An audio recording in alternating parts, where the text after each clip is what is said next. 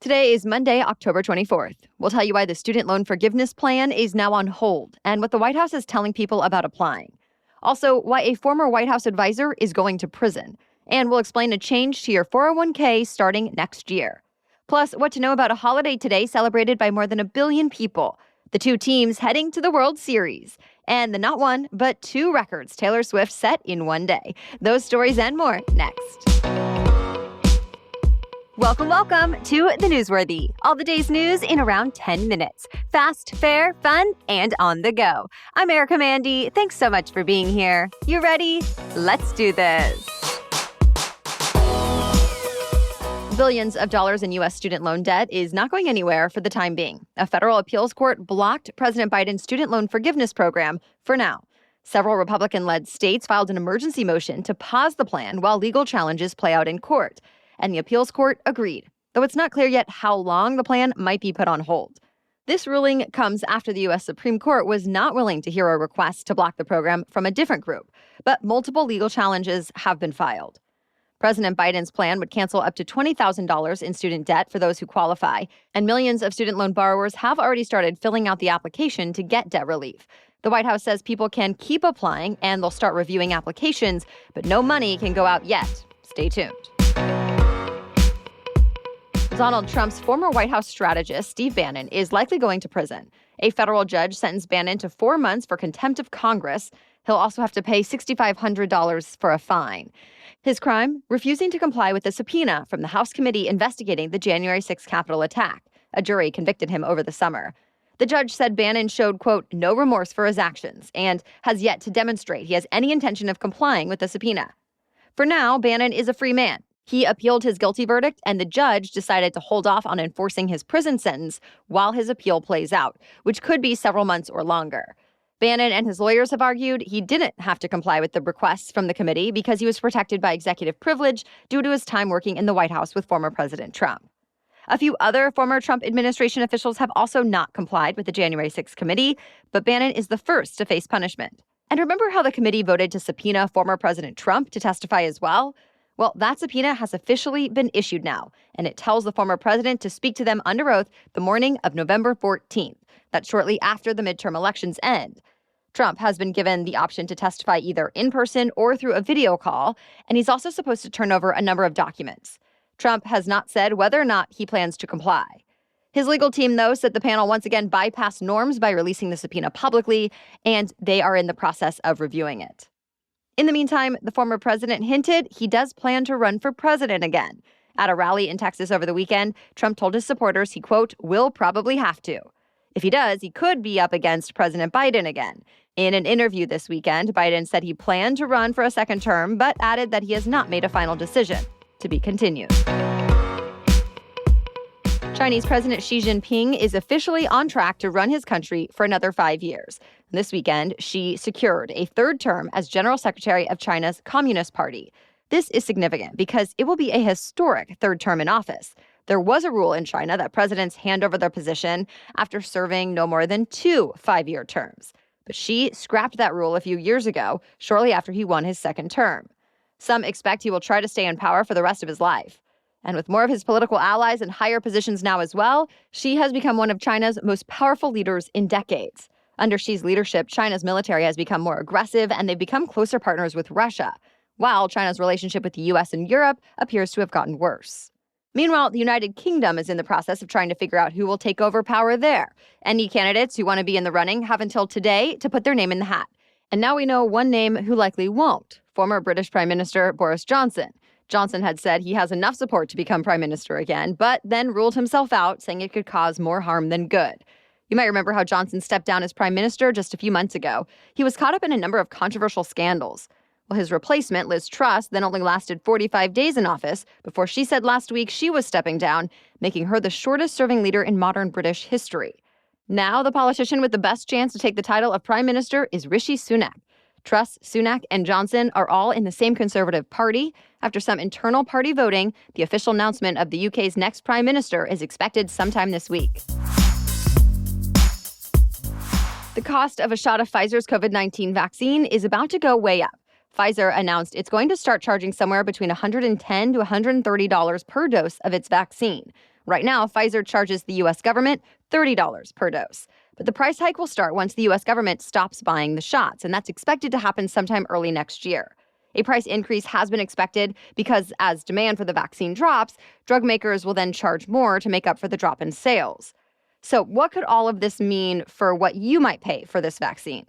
The drug maker says people who are covered by private health insurance and public programs like Medicare or Medicaid will continue to pay nothing, so they should be getting the vaccine for free, most likely.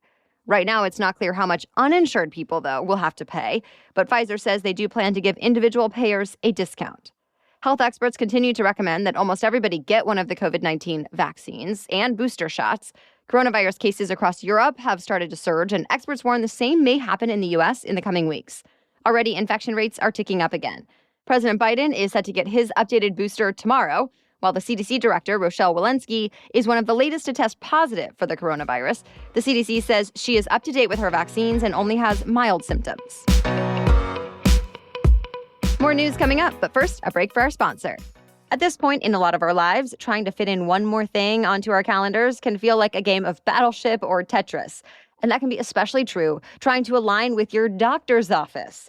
I've experienced it many times. I call to make an appointment, and then it's 3 or more months before I can get in at a time that works for both of us. And now that I have a kid, I have to figure that all out for his appointments too. Well, ZocDoc helps make it easier to find and book an appointment with a doctor that suits your needs and your schedule. And ZocDoc is free. It's a free app that shows you doctors who are patient-reviewed, take your insurance, and are available when you need them. I also appreciate that you can read verified patient reviews. Every month, millions of people use ZocDoc, so simply go to ZocDoc.com/newsworthy and download the ZocDoc app for free. Then start your search for a top-rated doctor today. Many are available within 24 hours. That's ZocDoc.com/newsworthy. ZocDoc.com/newsworthy. Today is Diwali, also known as the Festival of Lights. The holiday is celebrated by more than 1 billion people around the world, especially in South Asia. It's India's biggest and most important holiday of the year. Hindus, Sikhs, Jains, and Buddhists all bring their own cultural traditions to Diwali. But typically, people get together, have parties, give gifts to each other, and pray for a brighter future. People will often line candles and lamps throughout their homes and along their driveways. They might also buy colorful new clothes or make sweet treats. And this year, the largest school district in the U.S. will observe it as an official holiday. New York City's mayor said the celebration of Diwali is an opportunity to educate students. Festivals and celebrations typically last for several days. The Republican National Committee is suing Google just weeks before the midterms. The RNC alleges Gmail puts the RNC's campaign emails in the spam folder for millions of users at this critical time. And because of this, the committee believes it's lost at least $75,000 in donations and potentially millions in the future. Google is pushing back, though. The company says it's repeatedly told the RNC they don't filter emails based on political party, that it's instead based on each user, meaning spam filters reflect users' actions. And remember, Google has said it's running a new pilot program that's supposed to help all political campaign emails bypass spam filters. Political campaigns must enroll in the program, though. The 2022 World Series matchup is set. It's the Houston Astros versus the Philadelphia Phillies. Yep, the last baseball team to qualify for the playoffs then became the first to advance to the World Series. The Phillies beat the San Diego Padres, so they'll represent the National League in the Fall Classic. Phillies' dream postseason run was capped off by All-Star Bryce Harper's biggest home run of his career. Harper was named MVP of the NL Championship Series. This will be his first time in the World Series. It's also Phillies' first time back in the World Series since 2009, when they lost to the New York Yankees. But this year, the Astros swept the Yankees in 4 games in the American League Championship Series. This will be the Astros' third trip to the World Series in just 4 years. So it's Astros versus Phillies, and it all starts this Friday.